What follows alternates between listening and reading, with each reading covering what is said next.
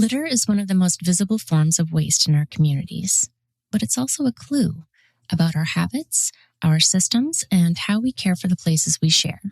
And as today's conversation taught me, litter has so much more to tell us. Welcome to Sustainable in the Suburbs, a podcast for the eco-curious who want to live a greener life and are looking for a place to start.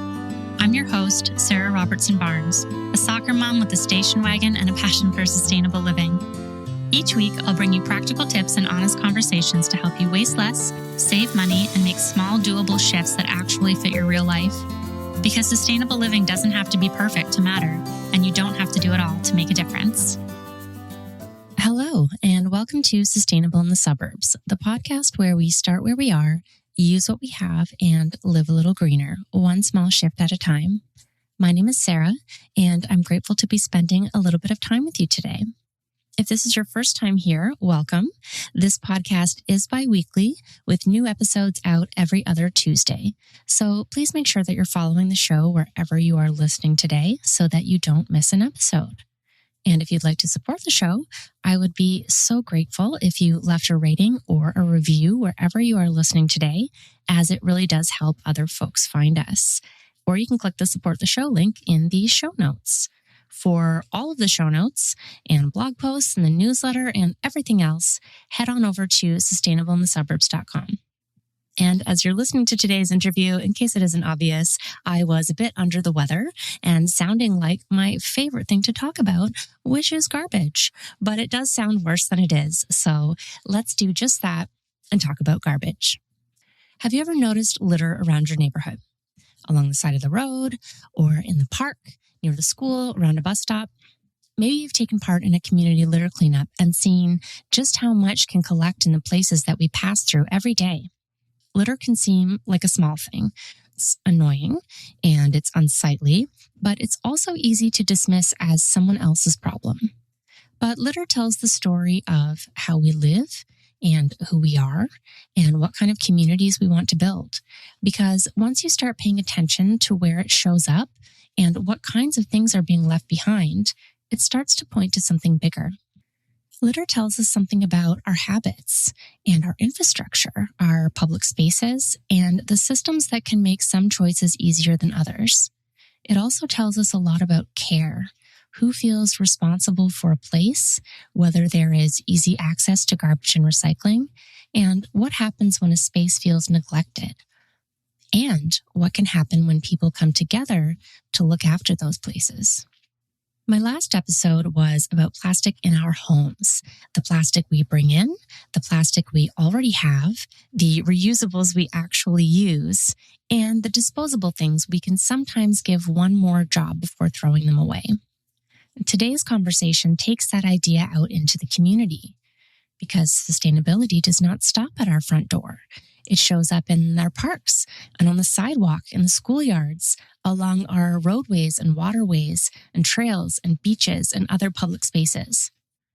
It shows up in the choices that we make as individuals, but also in the infrastructure around us, the systems we rely on, the businesses that shape our habits, and the community norms we build together. For a lot of people who care about the environment but may feel overwhelmed by the size of the problem, a litter cleanup can be a very real starting point. It's tangible and it's hyper-local. It's something you can do with your kids and your neighbors or a community group. My guest today is Jenny Lawson, President and CEO of Keep America Beautiful, a national nonprofit organization that works with local affiliates, volunteers, public agencies, and corporate partners to reduce litter, increase recycling, and improve communities across the United States. She brings an interesting mix of environmental work, community building, and civic engagement to this conversation. Jenny is joining me to talk about the 2026 Keep America Beautiful National Litter Study, which looks at how litter in the United States has changed since 2020. We talk about what's improving, what still needs work, and what litter tells us about how we live now. Here's my conversation with Jenny. Hello, Jenny. Welcome to Sustainable in the Suburbs. I've really been looking forward to this conversation. Me too, Sarah. I'm happy to be here. Yeah. So I'd love to start with your path to Keep America Beautiful and what brought you into this work. Yeah.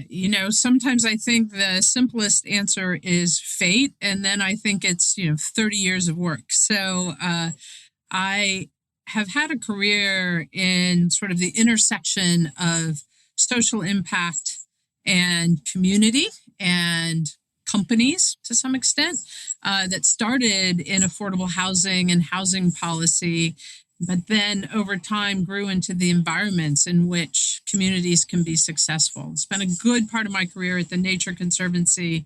And from there, went into volunteering, understanding the power of the volunteer in really changing the inner dialogue of people and the possible dialogue in communities around really important issues of conservation, climate, and sustainability. And so was at Points of Light, which is the former President George H.W. Bush's 1,000 Points of Light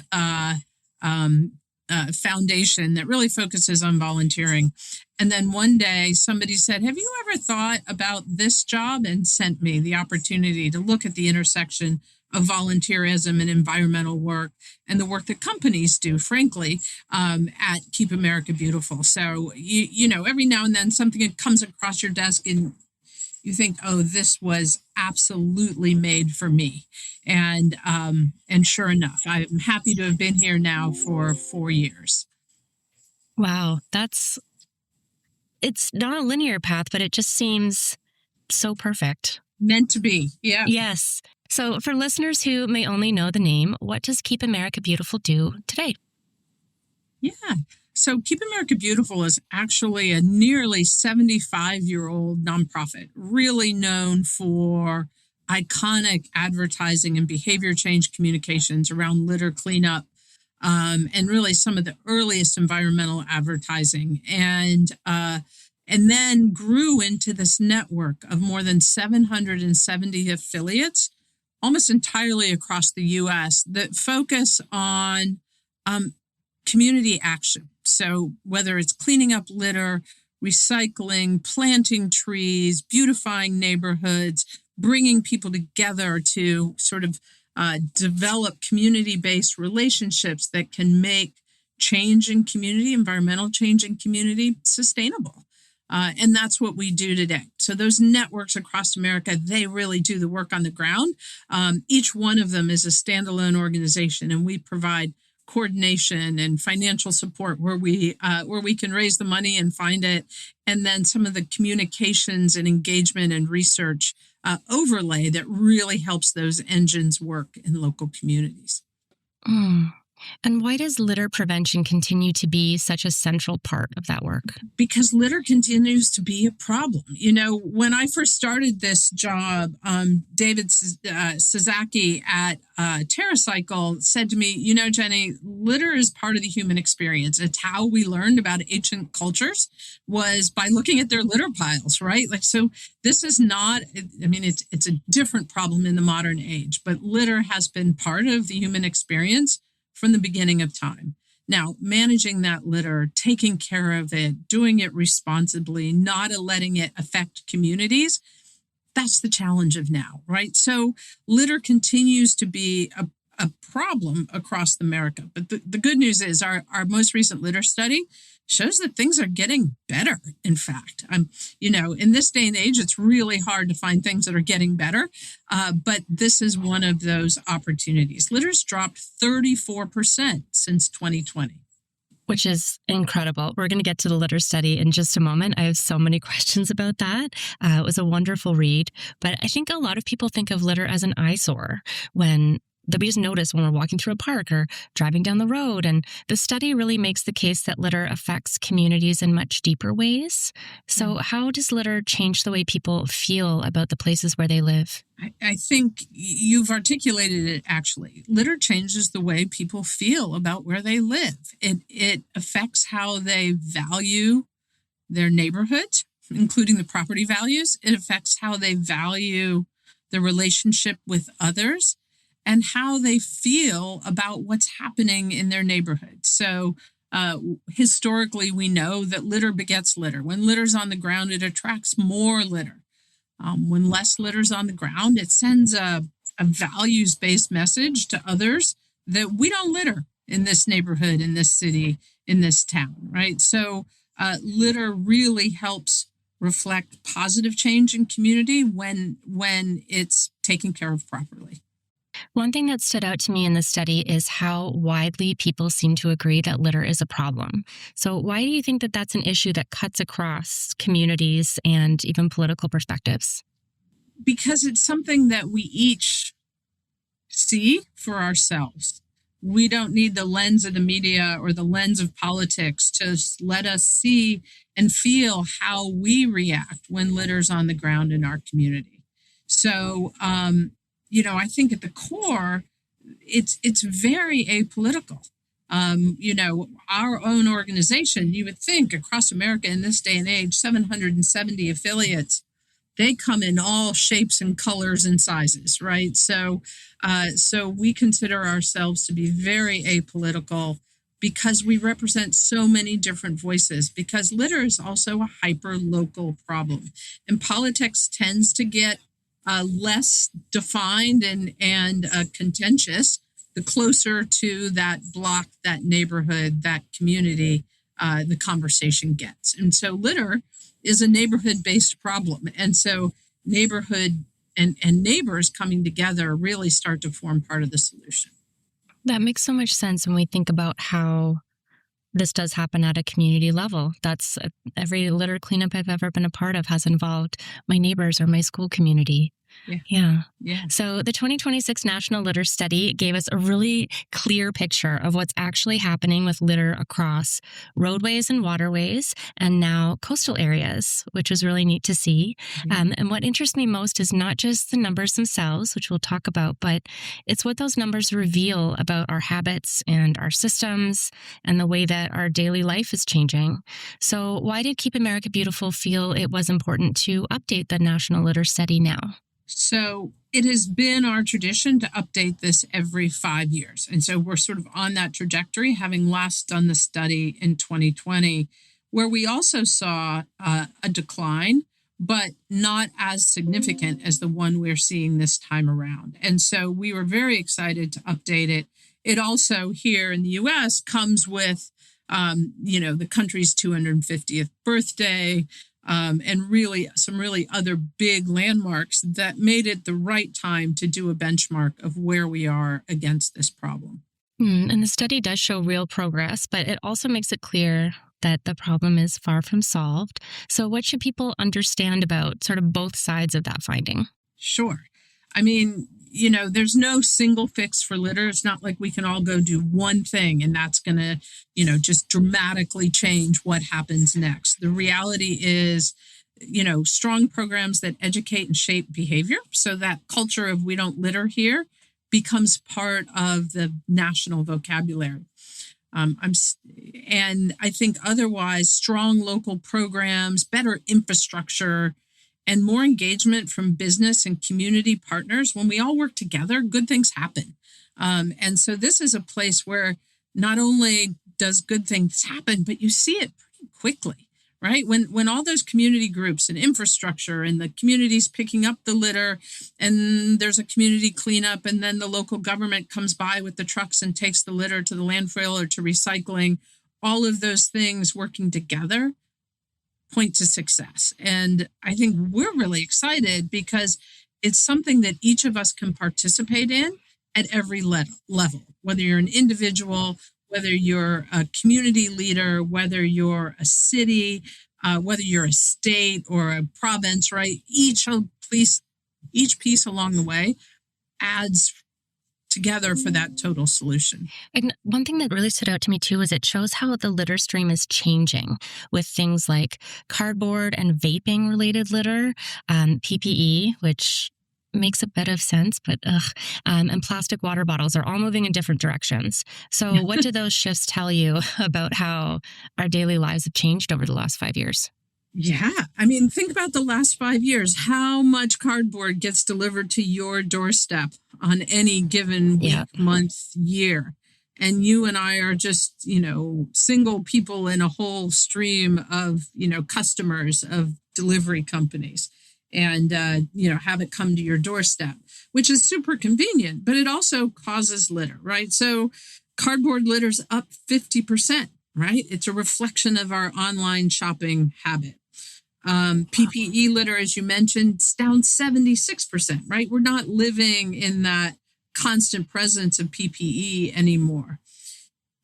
So cigarette litter is down very significantly, but e-cigarette litter is up, right? So the prevalence of vaping and vaping products, which are really complicated to remove and recycle because of the batteries that are in them, those things present a new set of challenges. So that conversation about why do we still do this? Because the challenges are forever changing. And that 20% increase in plastic water bottles, it reflects how we consume water across the country. Yeah. I when I'm walking out on the trails by my house every day, I live in the suburbs, but we do have some trails along the ravines where they couldn't build more houses. And every day I take out a bag and I pick up litter along the trails because this is where the kids walk home from high school. Right. So every day I'm picking up chip bags and Tim Hortons cups and all those kinds of things. So in my mind, litter is big because those are the types of things that I'm seeing. But what I noticed in the study was that items under 4 inches make up the largest share of litter. And what does that tell us about what's the hardest to prevent and clean up? Well, if you think about it, those little bits of litter, I've done it. You've done it. Like something's in your pocket and the next thing you know, it's not in your pocket anymore, right? That bit of a receipt or what have you. Like it's very common for people to accidentally litter small things. Cigarette butts make up the majority of small litter. And that too is a reflection of what's happening out there in the world. And so the little bits get lost in the conversation. So there's easy things you can do.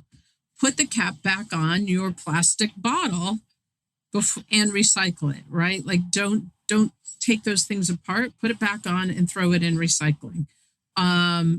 Take a cigarette butt carrier, and they make these things that you can put the butts in so it doesn't burn a hole in your pocket, and you take it home, right? Because cigarette butts are not they're not biodegradable. Everybody sort of thinks, oh, it's just paper. It is not paper. It is plastic, and it stays forever in the environment. So it's super important not to litter those things and to get that message across. Half the people I talk to still to this day think, oh, it's just paper. It'll biodegrade. Well, no, it doesn't, right? And, I think also when you think about litter, you do think about those big things. And so when you're out picking up litter with a group or even on your own or with your dog, you see the big things. But the reality is, and what we ask for people is look for the little things too, because they really do make a big difference. Yeah. I was going to ask you, and I think you touched on this a little bit earlier, but of course we drop things by accident. I've had kids in strollers that throw out granola bar wrappers and that sort of thing. But something that I really struggle to wrap my mind around is, again, if I'm walking on the trails and someone takes a Tim Hortons cup and hides it in a tree stump or something like that, you carried that in full. You can't carry that out empty. I'm really struggling to understand that psychology. I wonder if you had any insight into that. Well, I think that would solve so many problems.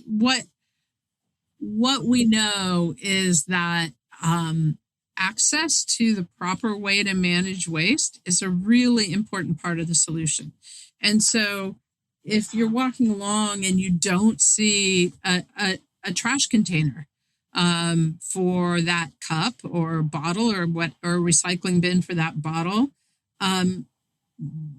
people don't know how to do the right thing. I personally believe that most people actually want to do the right thing, and they just don't see a way. And so they leave it behind. And so I think communicating a way, which is just take it with you, put it in the car and, put it in your garbage at home, right? That's a pretty easy message, but it gets overlaid with messages that tell them just to leave it there. So I think that's why education is important, really continuing to remind people how to do the right thing. Yeah, I agree with that. Yeah. So the study did give us this picture of how the litter stream is changing, but it is declining overall. I want to say that again.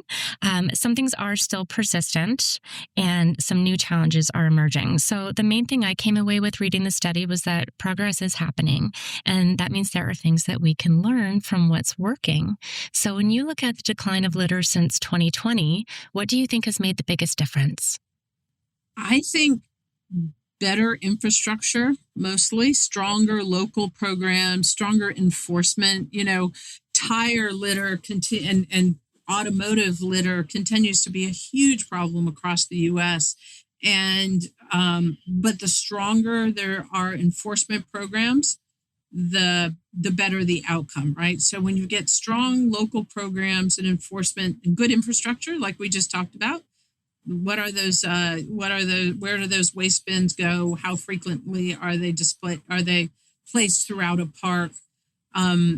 How are recycling facilities set up outside of camping areas, right? People love to go into natural areas in the summer, and they take their fishing rods and they take their styrofoam coolers and they take all sorts of things. So how do we set up good facilities? And we're doing pilots with the National Park Foundation right now that sets up facilities for those hard to recycle items at the end of the trail. So you come off the trail and there's somewhere for it to go.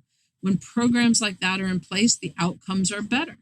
And then I think it's that multi-sector engagement. So it's local government, it's volunteer organizations, it's education of people, and companies getting engaged, and how far can they go with packaging and other sustainability shifts that make it easier and easier for consumers to participate in a more sustainable economy and do the right thing. Mm-hmm. That role of local governments and community partnerships play such a huge role in really making that access to infrastructure, which is obviously a huge piece of it. But you've mentioned the education piece many times. So, the study did talk about social norms and shared responsibility. So how do we start to educate the public and better and shift those norms within a community? Yeah, it's interesting. We're running a bunch of pilots right now under a program called Love Where You Live. And it is leading with the idea that if you help people remember that when they take care of their environment and they clean up, they are demonstrating that they love their neighborhood, their block, their city, their state, their community, right? So can we remind people that you love where you live and we take care of places that we love and things that we love? So it's just a little bit extra effort to take care.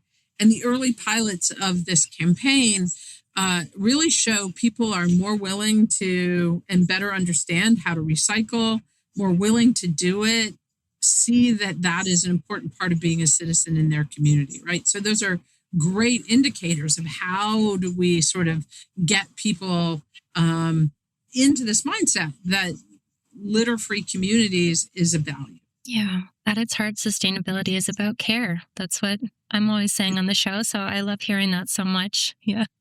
Yeah.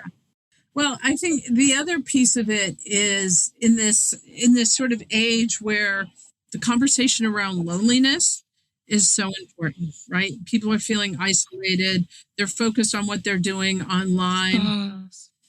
Getting involved in caring for your community is actually a IRL experience, right? You go out and actually physically meet your neighbors. You participate in something in your community. It doesn't have to take up a lot of time. It's highly enjoyable. This is the other piece that I think is a great.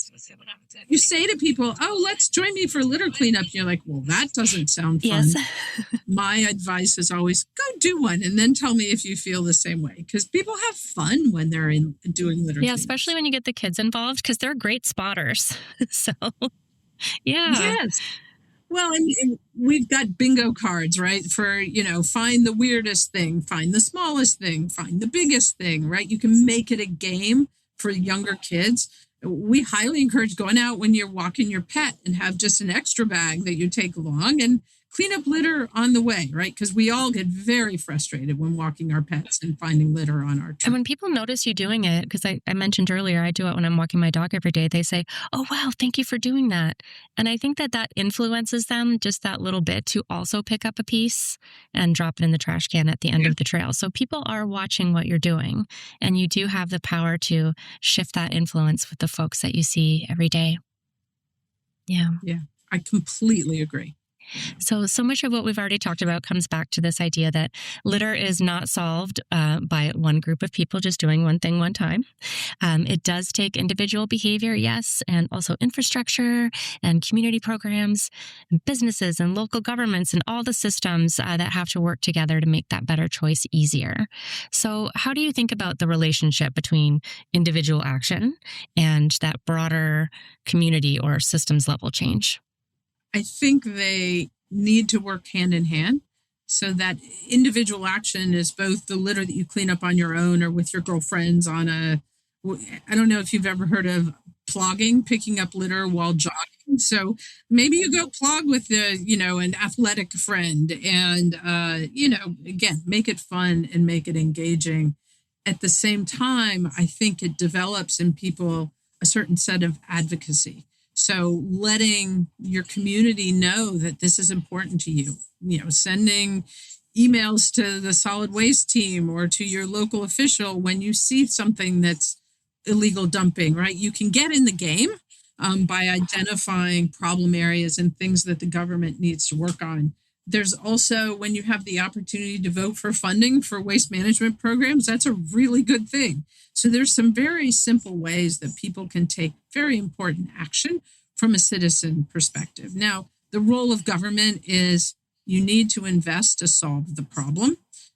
So, cutting back on infrastructure is not going to improve anything. It doesn't help your town's economics in the long run because it deters business.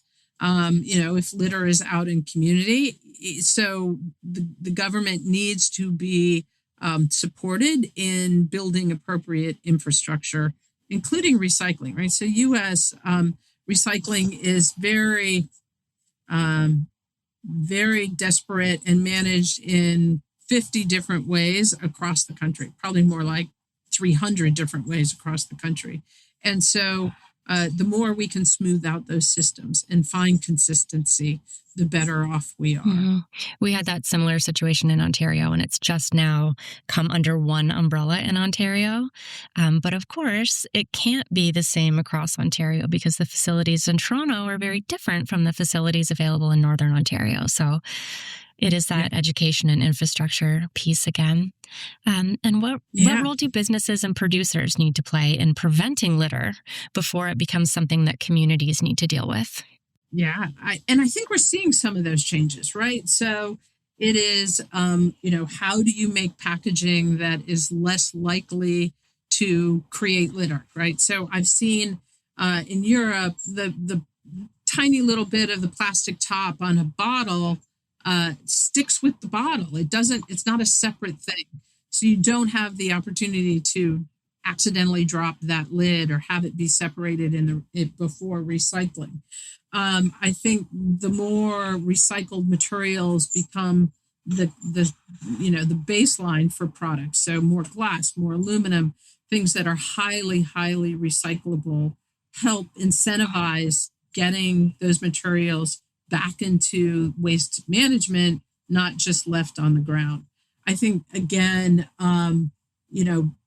more sustainable or biodegradable or compostable products, all of these things, that comes with an infrastructure component that says, can your large local city actually handle compostable paper bags and things, right? So I think working with cities to really align the infrastructure with the materials, right? There's many, many ways that companies can be a part of it. There's also the whole reuse conversation, right? So when can we reuse materials and products and actually make that really functional? So I just got a jar of face cream, and it was, this bottle can be reused. Well, the fancy glass outside bottle can be reused, but then they deliver the new product to you in a plastic container, which to me, I'm just like, yes, it's just like, really?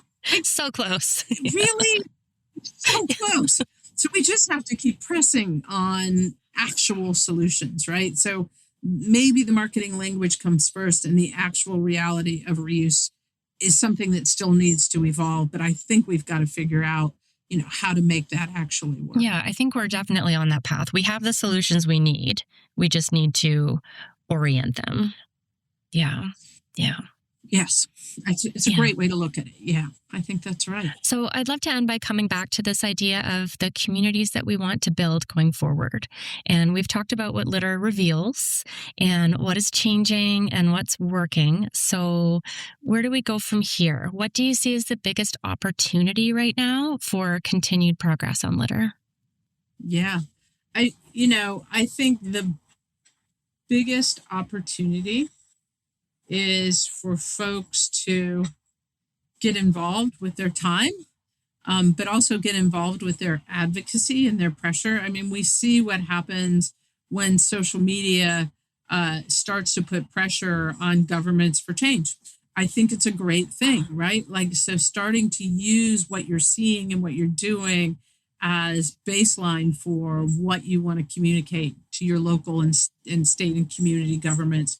Hugely important, because that's also picked up by business, right? Business sees what's happening in the advocacy space and they watch it very carefully and they start to analyze how that may impact their businesses down the line and make changes accordingly, right? So I think that citizen engagement is so important as both active sort of participants in setting community values and demonstrating those values through action, and then as advocates for the change that needs to happen. And that's not at all putting business off to the side, but what can you and I and your average person living in suburbia do? Like, that's, I think, what you can do. Yeah. And byproducts that are modeling the behaviors we want to see. Absolutely. Yeah. And go to town council and listen to the solid waste manager. I did that recently and it was fascinating. I learned so much that I had no idea of, so much progress that they're making on their waste diversion policies that I had no idea about. And I consider myself fairly engaged on that. But it was really interesting. And you can just do that. You can just turn up and listen to the meeting. So I'd encourage folks, to do that as well. Yeah. Yeah. And a lot of times those things are streamed these days. So you can listen to it in the evenings or what have you. Being there, I think, says a lot, but there are other ways too. Yeah. So what's giving you hope when you look at the work happening in communities across the country today? So litter's down by 34%, and that's in 5 years. And what I'm starting to ask my team is, are we on a path where we can actually get to zero? Right. And I started by saying, listen, this is part of the human condition, right? But can we get to a point where litter is managed appropriately in communities? End of statement, right? Like, it may fall, but it's picked up quickly, or it's identified and it doesn't become a lasting part of the landscape. If it was 34 in 5 years, can we get the remaining 66% off the ground in the next 10 or 20 years? Can we actually see a solution that gets us to zero litter? And that has got me just cylinders, brain cells firing in all directions, right? Like, what could be possible? And then I think this idea that Americans, Canadians, all of us, we love our towns and communities, and really stepping up to be a part of that. And demonstrating that love, I think, is a great way to overcome a lot of the barriers we're seeing right now. Yeah. So what's next for Keep America Beautiful? We're going to push on that love concept. I think you're going to see more energy from us around this idea of loving your community. And then, with a network of 770 affiliates across the country, how do we bring that power to solve a big problem? Can we get all the litter out of the Mississippi River, right? Do we have enough intensity, if we're focused and organized, can we actually solve this problem at a bigger and bigger scale? So those are the things we're going to look forward to doing in the next couple of years. And I look forward to coming back and telling you all about it. Yes, I can't wait for the next litter study. Great. Well, thank you, Jenny, so much for coming on the show and for helping us think about litter as something more than garbage on the ground and something that we can actually do something about. Thank you so much. My pleasure. Thank you again so much to Jenny Lawson and Keep America Beautiful for coming on the show today. And I hope this conversation helped you think about litter a little differently, not just as garbage on the ground or something annoying to notice in the park, but something that tells us about how we're living and how we're caring for the places we share. So your one small shift for this week is to choose one shared space that you pass through regularly.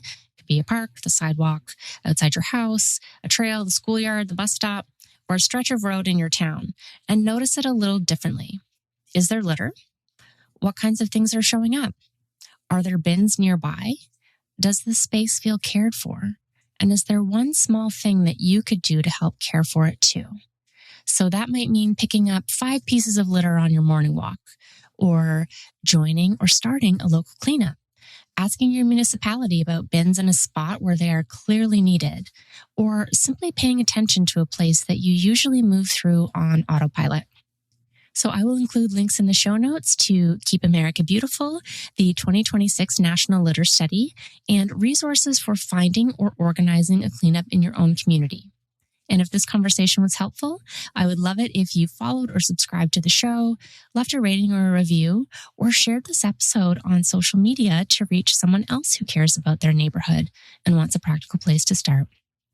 You can also find more practical sustainability ideas at sustainableinthesuburbs.com. Thank you so much for listening today. Until next time, start where you are, use what you have, and live a little greener. Thanks for tuning in to Sustainable in the Suburbs. Every small step adds up, and I'm so glad we're doing this together. If you enjoyed this episode, please make sure to follow the show, share it with a friend, and leave a review wherever you get your podcasts. You can find me at sustainableinthesuburbs.com or at Sarah Robertson Barnes on all the things. Until next time, start where you are, use what you have, and live a little greener. This podcast is produced, mixed, and edited by Cardinal Studio. For more information about how to start your own podcast, please visit www.cardinalstudio.co or email Mike at mike@cardinalstudio.co. You can also find the details in the show notes.